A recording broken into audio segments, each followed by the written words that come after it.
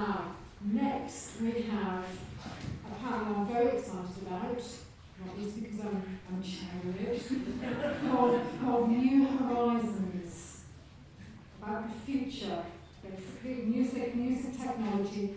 Our panelists are going to guide us through some emerging technologies that we are seeing are very topical. You might be reading about it in the music news or even on the main news. Artificial intelligence, NFTs or non-fungible tokens. What's that? 5G technology. What opportunities are there out there in the music industry that can benefit musicians, but maybe what are some of the challenges as well? So I can't say I'm an expert at music technology, but I certainly like to keep abreast of developments. And my favourite literary genre is science fiction. So are we going to be emerging into a world where science fiction becomes real life very soon? I think we're seeing that. So I'm going to be joined by Jamie Gosney, who's the creative director of Sonosphere, providing design, consultancy, installation and commissioning of immersive audio systems, which just sound absolutely fantastic. And also joining him will be Robert Laidlow, composer and career development fellow at Jesus College, Oxford University. Also an old colleague of mine, Charlie Phillips, managing director of PTR Strategic Limited, specialist licensing and strategic advisory service to the music sector. And last but not least, Katherine Rodgers, community lead at Water and Music, which is a membership-funded organisation dedicated to researching music business innovation, the intersection with music and technology. So please come up on stage, everyone.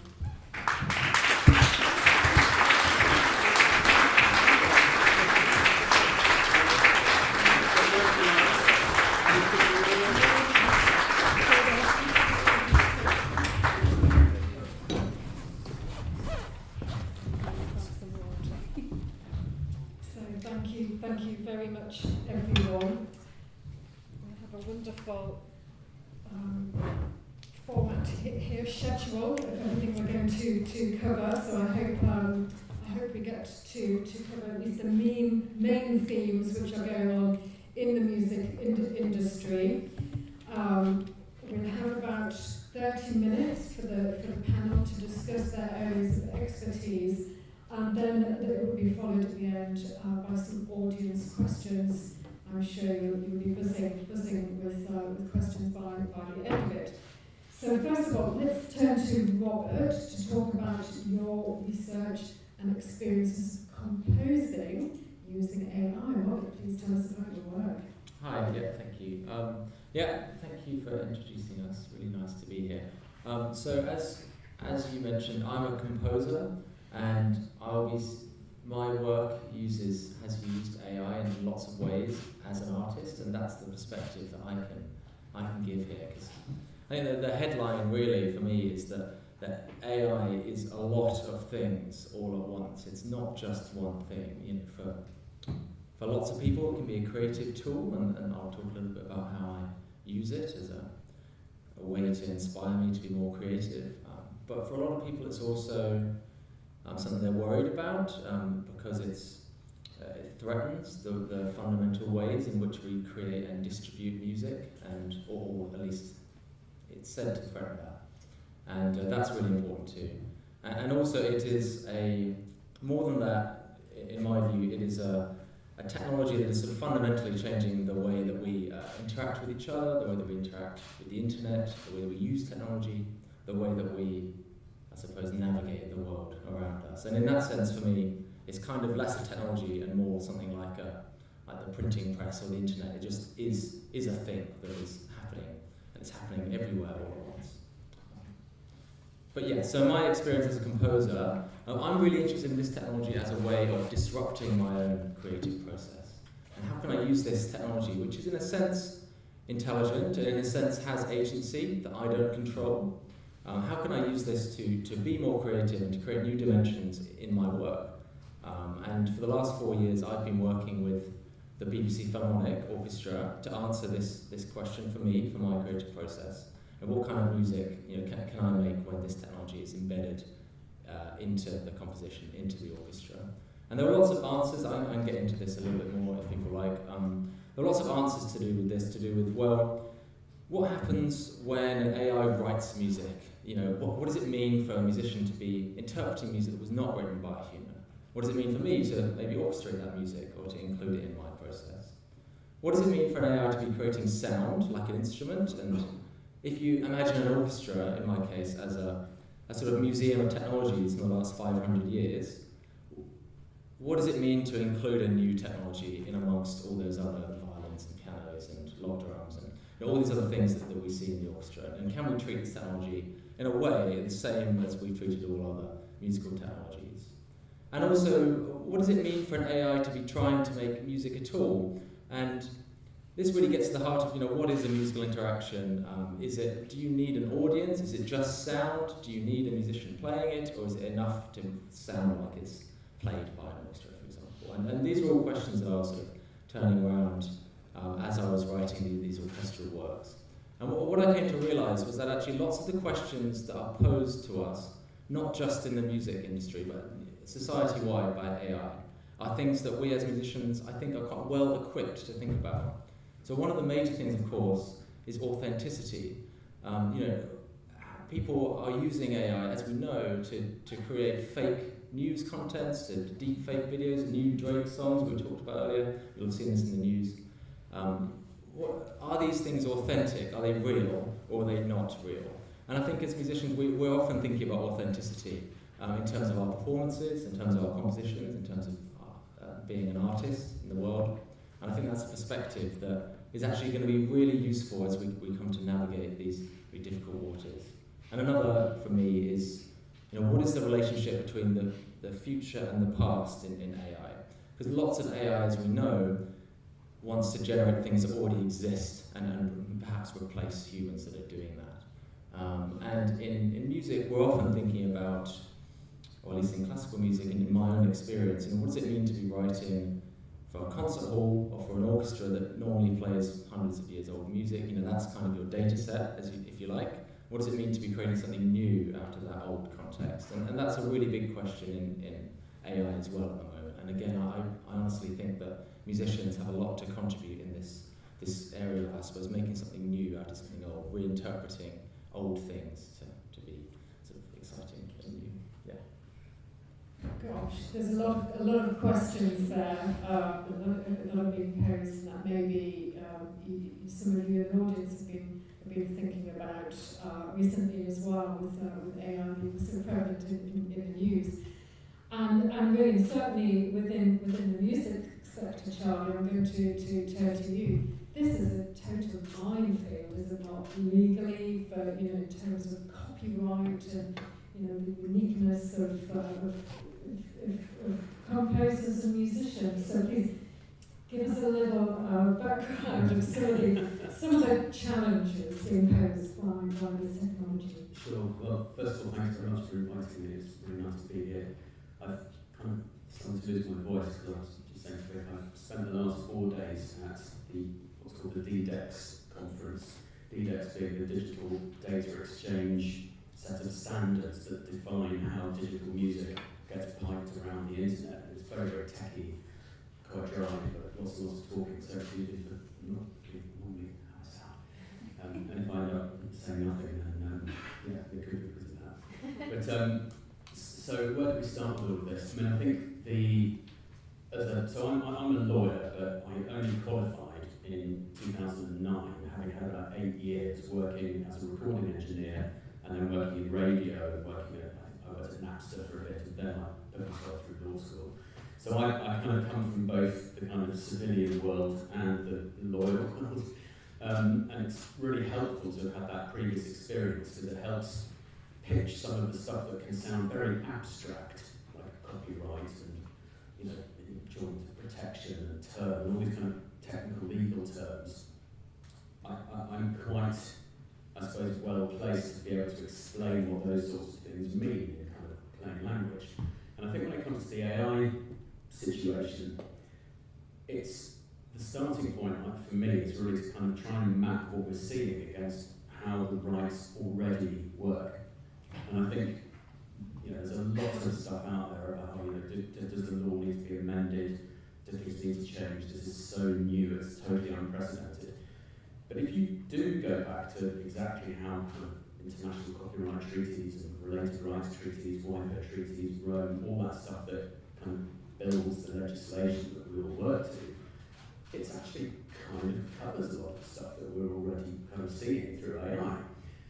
What's not so clear is some of the conceptual stuff, like, so for example, there's a pretty well established set of tests which kind of defines whether or not a work is a copyright work, like it needs to have human intellectual creativity. Well, something that's just coming out of a computer program doesn't have necessarily a human element to it, so that's not going to be a protected work. But when things start to become hybridized, like you were saying, Robert, around kind of using AI elements with human elements, it's actually kind of clear that would be something that includes a human element to it. So that's not that controversial, really. And then I think when you're looking at some of the non-copyright stuff, which is maybe a bit more businessy, like fake trade, for example, you have quite standard stuff in place, like passing off, infringement of image rights. And even within the AI world, things like really boring things like mechanical reproduction rights are infringed when an AI is fed with unauthorized copies of audio that it is then trained against. Nothing new there, but it's the kind of nuance around the kind of spirit of the output in a way that's a lot more controversial than actually I think the law is, because it sort of works. Now there will come a time when there will be, to put this all in perspective, digital music's only been around since the kind of late 90s, really, and the industry is still catching up with how to actually be a digital industry. Music has been the kind of front runner through, old Napster and, peer-to-peer file sharing. So there's something about music, whether it's the sort of size of the files or the community of, what music means, that has meant that music has had to be at the kind of forefront of disruption where it comes to, digital challenges. And I think it will continue to be the kind of icebreaker for what a lot of other industries are going to be dealing with, particularly around, creative content. But I still think that there is some way to go before we get to a point where we're faced with such a different situation that the current law is just totally inapplicable. And that's a point which I think I'm kind of a bit worried about. But I think on the plus side, just don't forget that human input and originality are things that computers can't do. So if you're worried about being put out of a job or whatever, firstly, just stay being a human, right? That's my first bit of advice.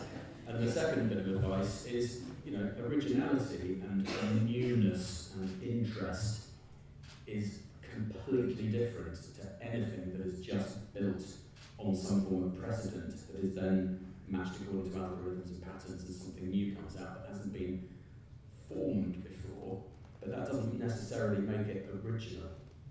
And there's a whole bunch of stuff we can go into on that, but that's my kind of real life take on it, I guess, from a kind of legal angle.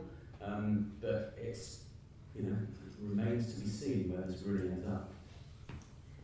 Thank you so much. I think you touched on a concept which I've long really loved, and I don't know a lot about economics, but there's a philosopher called Schumpeter who came up with this concept of creative destruction.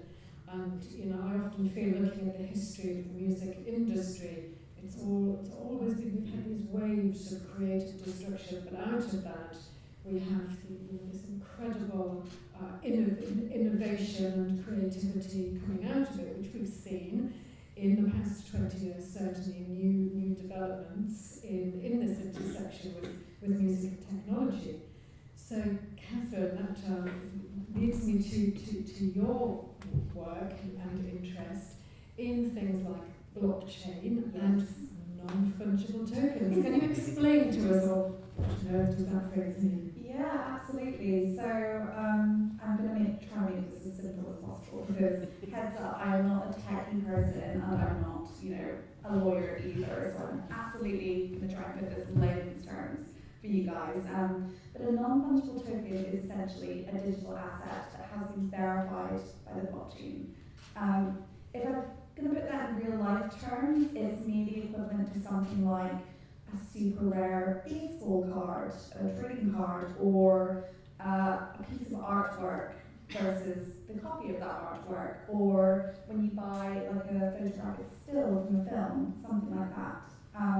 But I think it's also good to point out that these kind of skeuomorphic equivalencies don't fully encapsulate that this is a very new and still emerging form of technology, and it does have potential far beyond any of those things I just mentioned. So hopefully that gives you some idea of what an NFT is. Thank you. And just also to explain to people in the audience who maybe have not heard of blockchain, what do we mean by the blockchain?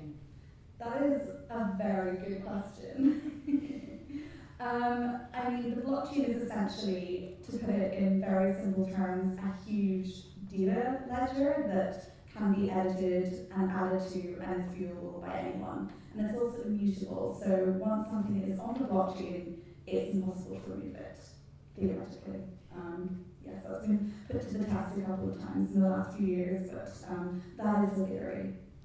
I know there's lots of musicians who are very interested and very supportive in this area. So there are artists such as Rodgers who've done lots of work on exploring the potential of the blockchain in terms of its sort of transparency and so on. But my understanding is we're not quite there yet, really, with the speed of the technology. Yeah, absolutely. I mean, any app that uses the blockchain in any substantial way will be 10 times slower and more expensive than its Web 2 equivalency.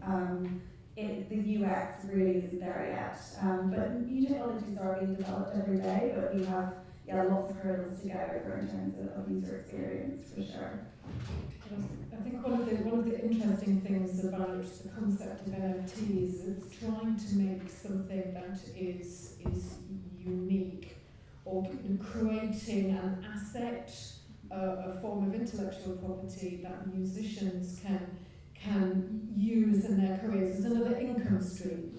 In that, there are so many problems with earning a living out of streaming that is very problematic for a lot of musicians who are looking at this, maybe I get 10,000 streams a month, and it's nowhere near to compensating them. But there is potential in this NFT technology for musicians. Yeah, I do think lots of the craze around NFTs has been directly born from anxieties around the streaming era. I think those two ideas are very much interlinked. I would push back on the idea that NFTs can be like the only income stream for a musician. I think we're seeing that's rapidly changing. Certainly over the last few months, the floor price, which is essentially the lowest price that any NFT sells for. That's just what that term means. We've seen the floor price of many music NFT projects just drop over the last few months. And the revenue from lots of music NFT projects is actually completely paradoxically beginning to look a lot more like streaming revenue. So we're really getting down to very small numbers. So I would say what lots of artists are beginning to do, which I think is a lot more healthy than kind of like very hyped up, overinflated market, fluffy market that came before, is that musicians are beginning to see Web3 and NFTs as one of many revenue streams.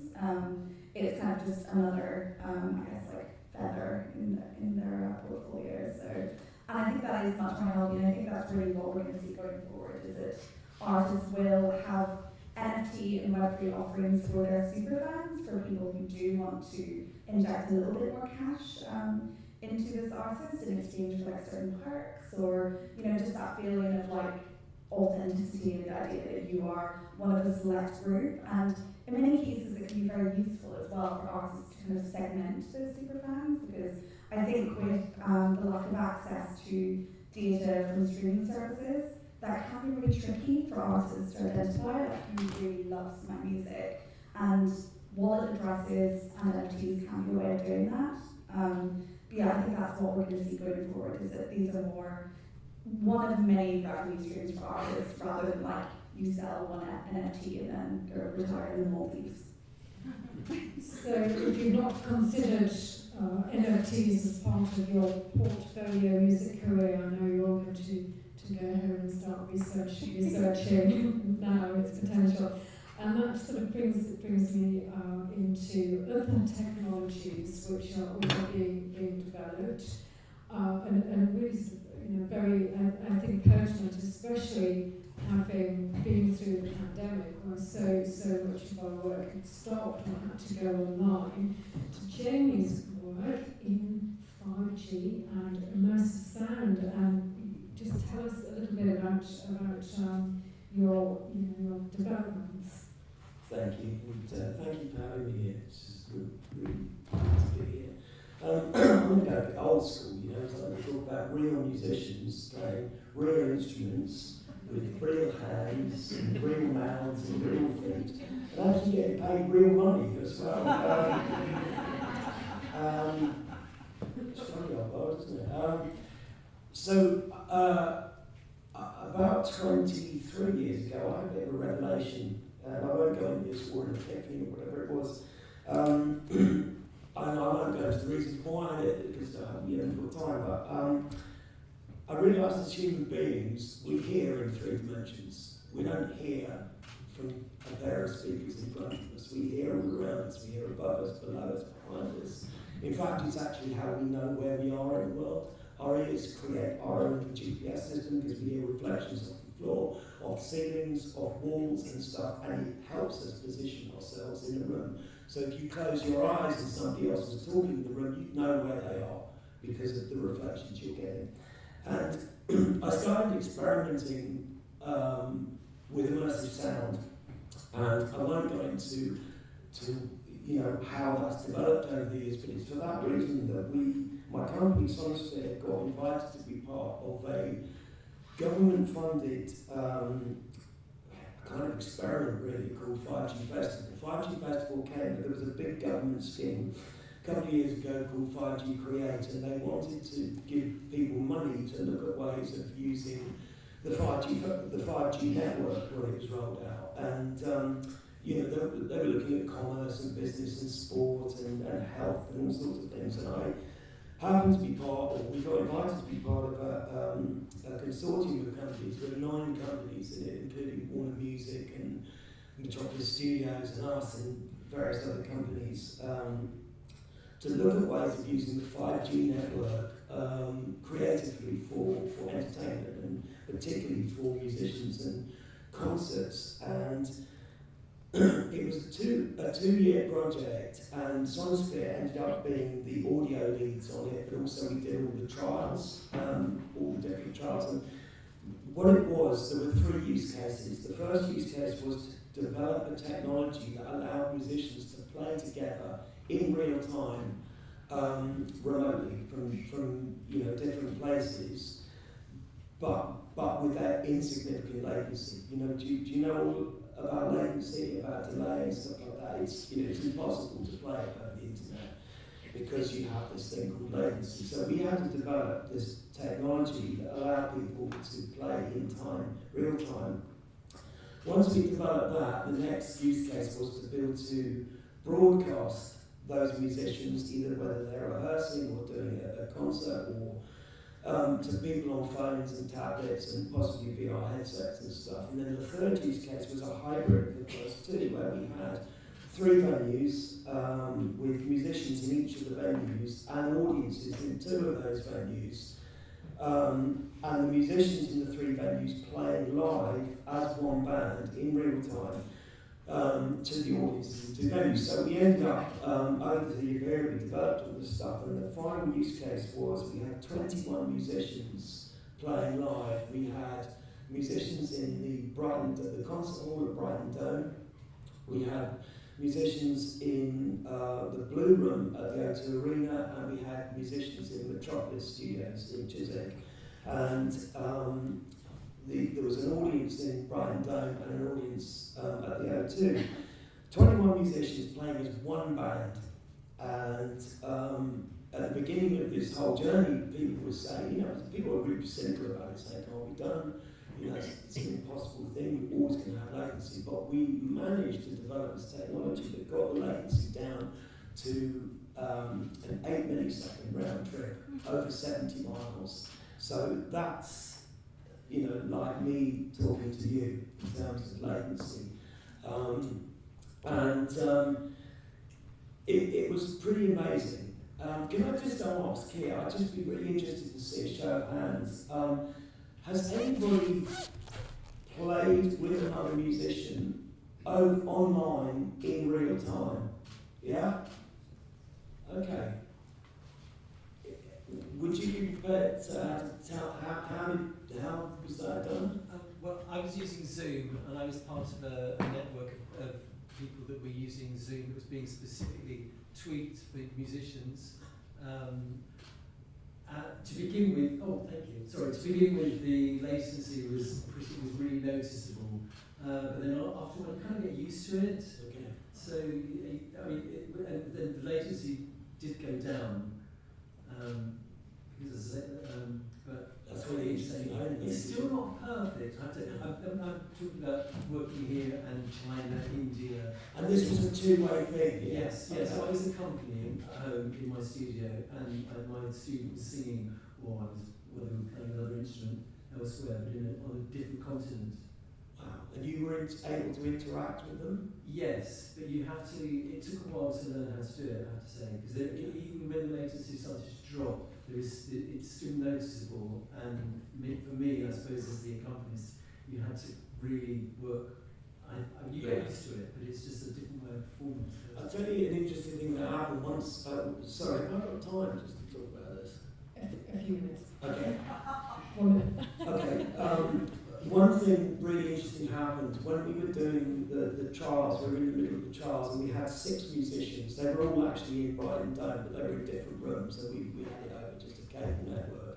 But we had 6 musicians, and we were dialing in latency as they were playing. I mean, it was one of the most painful afternoons of my life, because they had to play the same song over and over and over again. And every time we dialed in 5 milliseconds, but we were using this technology called Clang. It's a company called Clang, and they make immersive in-ear monitoring. So you can, there's an app you can download just called Clang, and you can do a demo on your phone and stuff. It enables you to place the instruments around your head, above you, below you, and stuff, like you'd be in a room. Anyway, we kept dialing up this latency. The musicians actually, using this Clang system, got to 40 milliseconds before the whole thing fell apart. On the way up, they got to 25 milliseconds, and they go, this is really hard, don't know what's going on. We weren't telling them what we were doing. When we got to 40 milliseconds, they just couldn't do it. It all fell apart.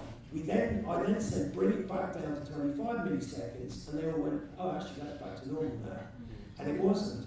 But when we switched the immersive in-ear mixing back to stereo, they couldn't play at 25 milliseconds. And we realised that actually latency is a good thing. When we're talking with each other, there is latency involved. When you're playing in an orchestra and you've got people on the other side of the room, there's massive amounts of latency there, but it's how we hear as human beings. So, anyway, I'll stop talking now. I've been going for hours. This one speaker, what's that all about? I think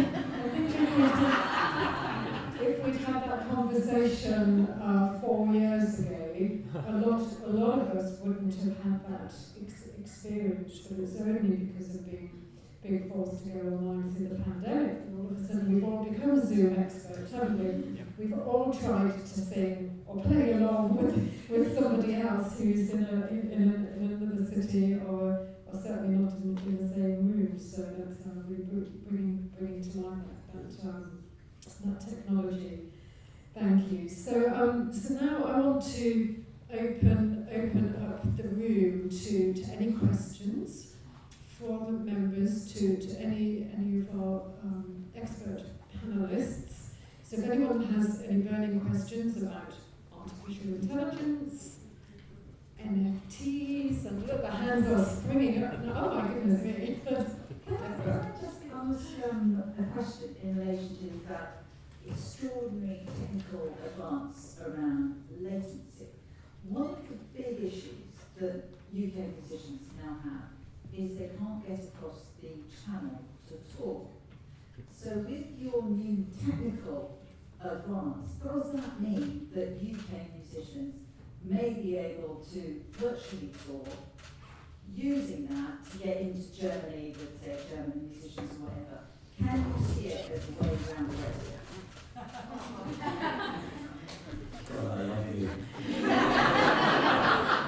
I'll tell you why, because that is such a major issue, and we're now on the second. We've just started the second sort of phase of this project. It's called Live Revolution, and you're absolutely right. But what we're trying to do is to do the live streaming thing, because it's not just about musicians playing; it's also about the emotional connection with audiences and stuff like that. And you're absolutely right, this whole thing with Brexit and not being able to, my son plays in a band signed to a record label. He made most of his money touring Europe, he can't do it anymore. And so what we're trying to do at the moment, we're setting up a live stream platform, but not any just, everybody can do live streaming, but we've realised that by creating an immersive audio feed over the live stream, and we're really lucky to be working very closely with Dolby at the moment, who are to develop a codec that allows us to stream, live stream, which is very different from streaming off Apple and Spotify and Amazon and stuff. This is actually happening in real time, live stream in immersive audio. And we were just over in Austin, Texas recently, and there was a concert happening in a venue outside Austin, and it was being streamed back into a room. Really interesting thing happened. We started the concert in a sort of like a cinema room, slightly smaller than this. And there was a big audience in there, and they were watching it on a huge screen, and we just did it in stereo to begin with. When the artist finished the song, nobody clapped. We then changed it to immersive audio, and we brought the audience into the room from the venue. And when they finished singing the song, the audience in the room started clapping, because they felt much more connected with the audience that was at the real venue. And for me, that's what it's all about. It's creating emotional connections between musicians, but also audiences as well. So I think, in answer to your question, yes, I think this technology will absolutely do what you just said, but there's a little way to go yet. But I think it's going to be one of the answers, yeah. So this ridiculous Two of our favourite topics all in one there. Right. I have a whole plethora of hands which was picking up. The lady at the back, and just bring her the microphone so the rest of the room can hear. I have a question about the environmental impact of NFTs. I have read that storing things in the blockchain requires a lot of energy, and is that something we should really be encouraging? That's a really good question. Just to kind of caveat, I think there are lots of different calculations. You can, there are lots of ways of calculating this. The blockchain as a whole is obviously incredibly energy intensive. In terms of the individual impact of, say, minting an NFT, some sources have estimated that that's about the same as a commercial flight within Europe. So, yeah, it's comparing a whole system of the blockchain, which is obviously used for lots of things besides music NFTs, for example, versus like the impact of your individual transaction and what that means to you as a musician. It really is like an individual ethical question that you kind of have to grapple with yourself. But I would definitely, in terms of educating yourself, I would go and read lots of sources. And I would also keep in mind that there are lots of blockchains that are much more environmentally friendly than the two big ones, which are Bitcoin and Ethereum. So I would definitely recommend checking out Polygon. I think Polygon is actually carbon neutral or carbon positive, so definitely one to keep an eye on. But it's also worth keeping in mind that if you do make the decision to use a more environmentally friendly, like a carbon neutral or positive blockchain, there's often trade-offs in terms of how truly decentralized your asset is, and that can sometimes lead to problems down the line in terms of like actually, you know, kind of putting your NFTs on like other platforms or whether they're truly decentralized and on blockchain forever. So it's worth researching that. I don't have an easy answer for you. I would say just go out and do some research, and there are definitely blockchains out there. There's a really great company called Serenade, they use Polygon as a main blockchain, and they are carbon positive, so I think they have like a really extensive kind of thing, you know, do lots of things that benefit the environment alongside being like a music NFT marketplace. So there are lots of platforms and options out there. And for those in the audience who might not be fully aware of the fact that blockchain is sort of built through what's called mining, and that is extremely energy intensive. And I didn't know about that for many years. When I read that, I was like, oh, it's just as intensive as actual physical earth mining. Yeah, absolutely. I mean, ultimately, lots of things associated with the music industry are energy intensive. Like, I would definitely recommend reading around the vinyl industry if you are worried about the environmental impact that the music industry has as a whole. But yeah, definitely, you know, something to do some research on for sure. Thank you. It was a good question. And you, sir.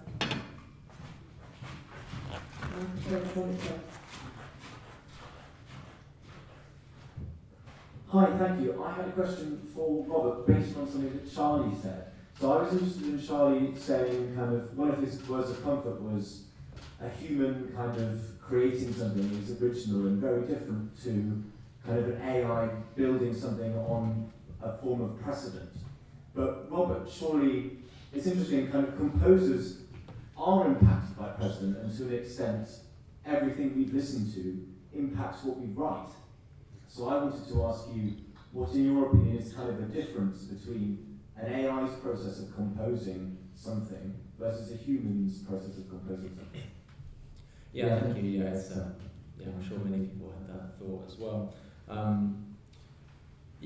So I think you're right that the approach of thinking about an AI as being sort of fundamentally different because it is using existing data to train from, I don't think that's helpful artistically, and possibly it may end up not being helpful legally, because the more that the architecture of these algorithms become more complicated, the less it will be obvious how they've used the data sets that they're trained on, and the less what they produce could sound like what it's trained on.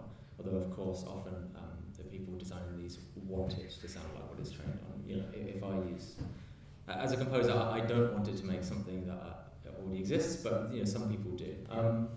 But in terms of the process of it making music compared to how a human makes music, there's a couple of technical things which I probably don't have time to sort of get into here. But I think for me, as an artist, there's the fundamental difference here is that we do not understand music as data, and algorithms do only understand music as data. And the more that we allow big tech firms to be in charge of these music algorithms, the more music will be classified as data-based, because it's convenient for them for music to be data. And that's how we end up with, say, very good imitations of someone's voice, because you can do a really good like spectrographic analysis and learning of that kind of data. But is that really what a musical experience is? Of course not. You know, it's not just about the sound, is it? It's about your connotations. It's about your own data set that you've listened to your entire life. You know, you listen to whatever symphony, you remember the first time you hear it, and you see the difference between, I don't know, Simon Rattle doing it and someone else doing it, for example. I'm just thinking of that because I saw this harmony layer, where I saw earlier, which actually he was ill, but anyway. Yeah, so there's a whole bunch of things that go into our creative processes that at the moment cannot be replicated in the ways that AI is built. And some of you may find solace in that, I hope. But also, I think this is something where we as musicians do need to be involved in this conversation. And this isn't something that needs to just happen to us, although it is something that will happen to us. It is also something that we can contribute to and that we can offer our perspective on.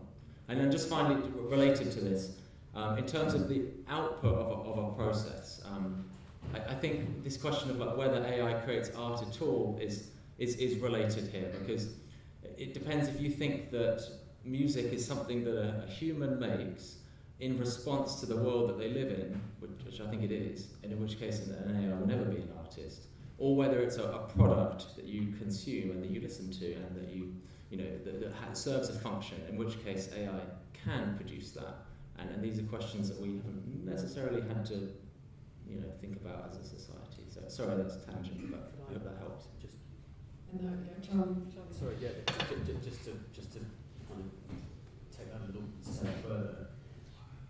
In terms of looking ahead to the future, I think there is going to be more focus on kind of music as music.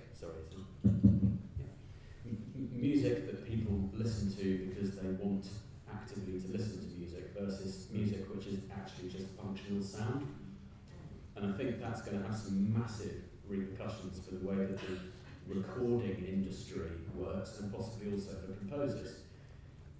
Is it going to be a good thing for composers to know that there might be easier ways of getting music written, and that there's a new market that's maybe a little bit more open now to put, sort of generic sounding music that is not sort of artist story specific in shops and hairdressers or lifts or whatever. That market is still quite, it's not entirely kind of tapped into even now, actually, with even in a country like the UK where we have PPL and PRS that do our public performance licensing. It's not the case that every venue in the country that should have a license from PPL and PRS has a license from PPL and PRS.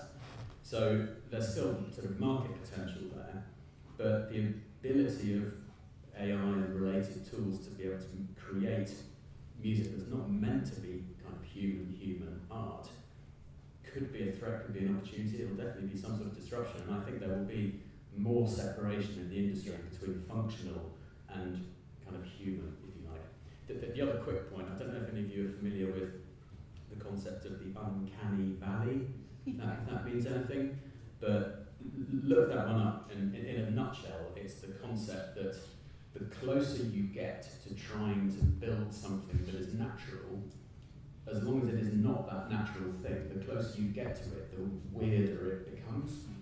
Like kind of, like uncannily realistic robots look more weird than deliberately weird robots. So that is definitely something that chimes around in my mind when I'm thinking about this kind of stuff. I think if you look at,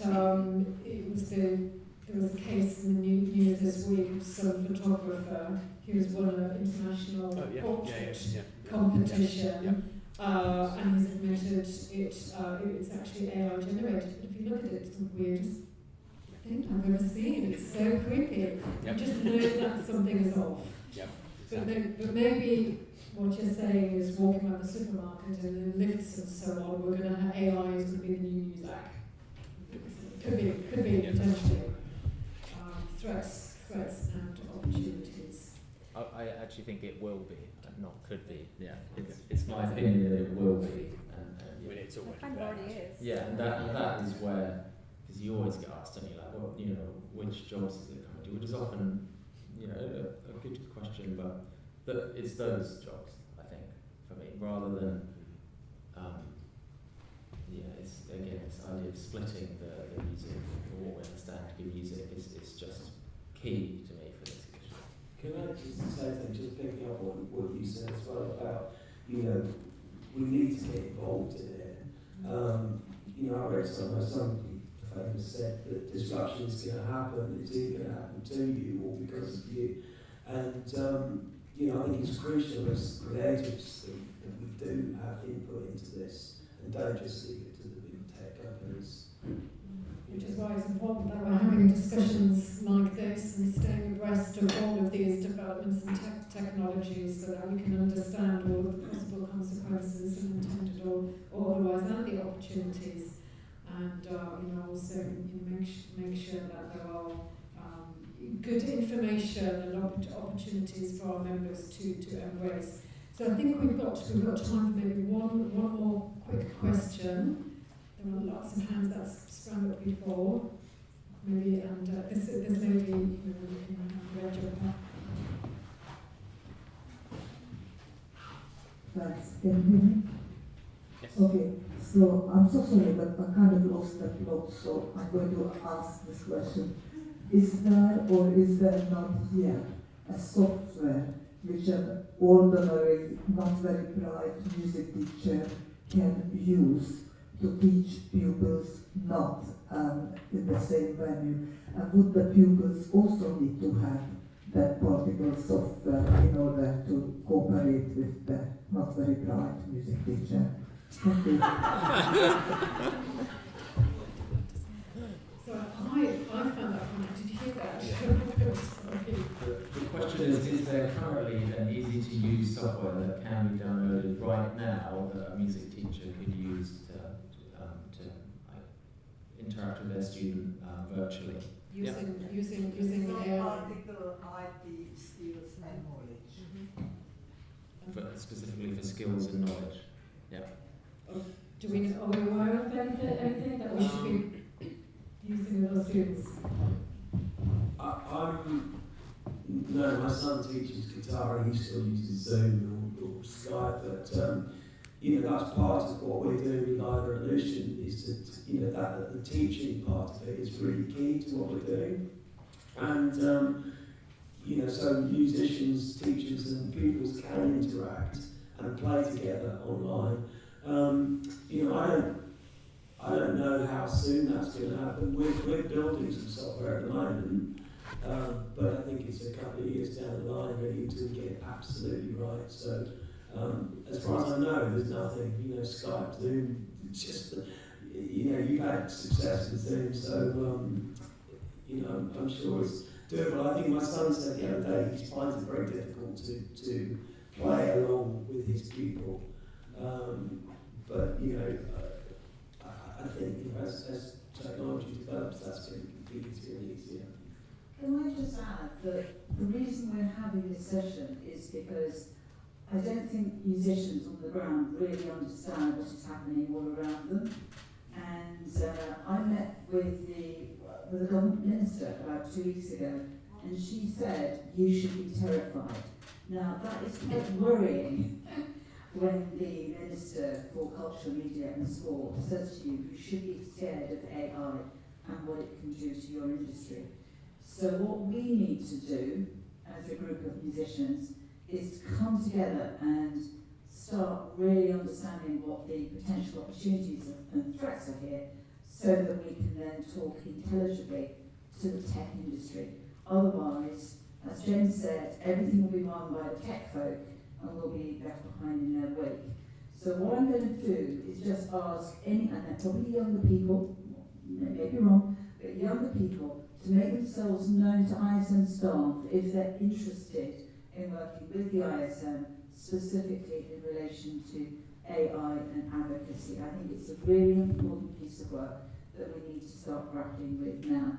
So make yourself known if you're interested in doing that by talking to one of my colleagues in the white t-shirt. Thank you. Just on that point, it's quite hard to find good quality information on some of the stuff around kind of the impact of these things. But I think the starting point around how the disruption looks is inherently connected to sort of the impact of AI on copyright and rights, and that's effectively, basically, where the money comes from, effectively.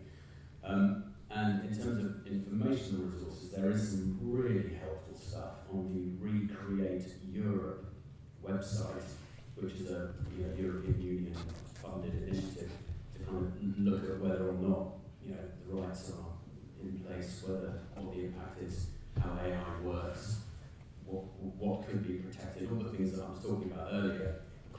completely summarised in a bunch of documents just on that Recreate Europe website. So I can send a link through after this, and it might just be a kind of bit of a start for 10, just to kind of give you up on some of the technical, annoying stuff, which might just help kind of inform. Thank you very much, and it really goes to show actually that we need to, even if we don't fully understand all of the details of the technology, well, I'm speaking about me here, but we've got to be aware of all of these issues, and certainly if we're going to be campaigning and advocating on behalf of our members over what could be a terrifying future, another existential threat, we need to really be as expert as possible in all of these topics. So I want to thank the panel very, very much. Jamie, Charlie, Katherine and Robert. A huge round of applause please for thank you.